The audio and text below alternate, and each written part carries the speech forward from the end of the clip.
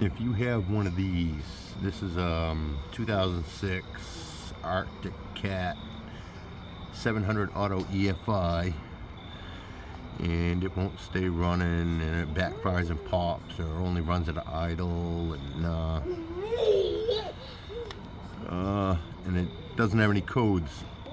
You're most likely gonna have to change your stator, pulsar, and voltage regulator, because if you check it, it'll be charging.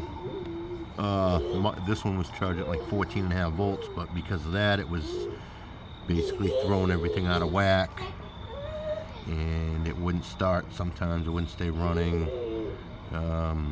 Yeah, I changed all that, and now it's fine.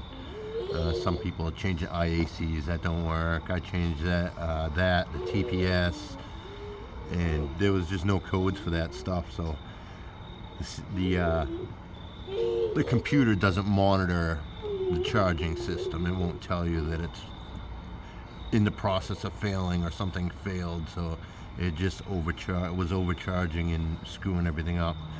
As soon as I replaced that, it started up and ran fine.